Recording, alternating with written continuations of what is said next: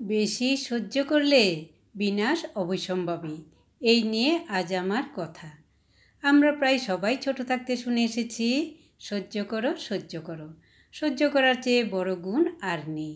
শ্রী শ্রী ঠাকুর রামকৃষ্ণ পরমহংসদেবও বলতেন তালব্যস মূর্ধন্যস্ব দন্তস্ব, অর্থাৎ সহ্য করো সহ্য করো সহ্য করো।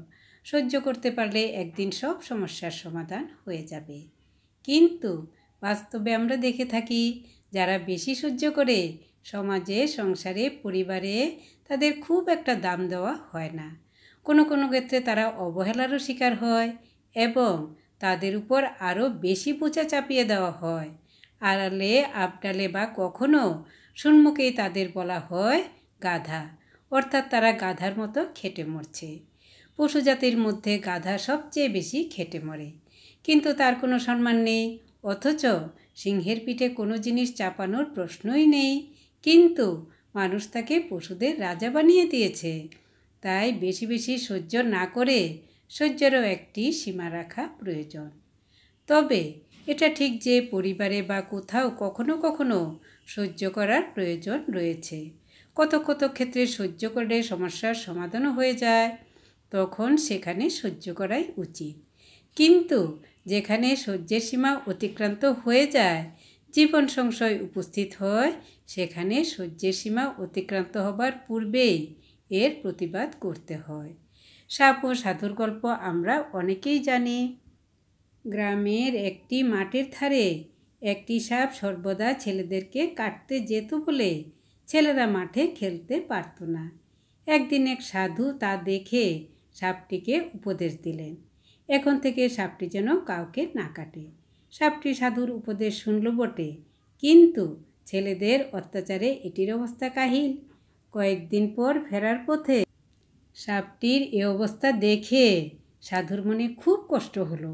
সাপটিকে বাঁচাবার জন্য সাধু তখন বললেন, বাপু হে, তোমাকে তো ছেলেদেরকে কাটতে না করেছিলাম, কিন্তু ফোঁস করতে তো না করিনি। এর অর্থ পরিস্থিতি অসহনীয় হলে প্রতিবাদ করার প্রয়োজনীয়তা রয়েছে, তবে তা তর্ক করে নয়, বেশি কথা বলে নয়, স্বল্প কথায় কিংবা একটি বাক্যে এবং দৃঢ় ও সুস্পষ্টভাবে। আর যেখানে প্রতিবাদ করা যাচ্ছে না বা প্রতিবাদ করলে লাভ নেই, সেখান থেকে সরে যাওয়া প্রয়োজন। সাধারণত আমরা একটা কথা জানি যে সবাইকে ভালোবাসতে হয়, কারণ সকল প্রাণীর মধ্যেই ভগবান নারায়ণ আছেন। তবে পশু পাখি মানুষ সবাইকে ভালোবাসলেও বাগনারায়ণকে কিন্তু দূর থেকেই নমস্কার জানাতে হয়, নতুবা মরতে হবে। তাই সহ্যের সীমা বর্ডার ক্রস করলেই সরে যেতে হয়, কিন্তু অনেক ক্ষেত্রেই সরে যাওয়া সম্ভব হয়ে ওঠে না। দায়িত্ব, কর্তব্য, সামাজিক, অর্থনৈতিক বিভিন্ন কারণে আলাদা থাকা হয়ে ওঠে না। তখন শারীরিকভাবে সরে যাওয়া সম্ভব না হলে সাইকোলজিক্যালি সরে যেতে হয়। বোঝার উপর শাকের আটি যেন না চাপাতে পারে, সেই রূপ পরিস্থিতি তৈরি করতে হয়। প্রয়োজনে মৌন থাকতে হয়, গম্ভীর হতে হয়। এরপর নিজের একটা ব্যক্তিত্ব তৈরি করে নিতে হয়, যাতে কেউ কিছু বলতে দুবার ভাবে। এরূপ ব্যক্তিত্ব নিজেকেই তৈরি করে নিতে হবে। তবে ব্যক্তিত্ব বা পার্সোনালিটি তৈরি করার জন্য প্রথমে নিজেকে দোষ ত্রুটি হতে মুক্ত করা প্রয়োজন। এরপর চিন্তা করতে হয় কেন এরকমটা হচ্ছে, তার দুর্বলতা কোথায়, চিন্তা করে নিজেকে তৈরি করা প্রয়োজন। তবে এটা ঠিক যে ছোট থাকতেই যারা শুধু সহ্য করে এসেছে তারা নিজেকে দৃঢ় করতে পারে না। তখন তাদের একটা সাহায্যের প্রয়োজন হয়ে পড়ে আন্তরিক শক্তি বৃদ্ধির। আর এই আন্তরিক শক্তিতে সম্পন্ন হবার জন্য, আন্তরিক শক্তি বৃদ্ধি করার জন্য জ্ঞানের বই পড়তে হয়, জ্ঞানের কথা শুনতে হয়, ইতিবাচক ও সৎলোকের সঙ্গ করতে হয়।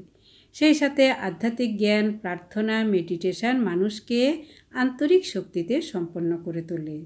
তখন সেই মানুষ নিজের ভালো বুঝতে পারে এবং সেই অনুযায়ী আচরণ করে, প্রয়োজনে নাও করতে পারে।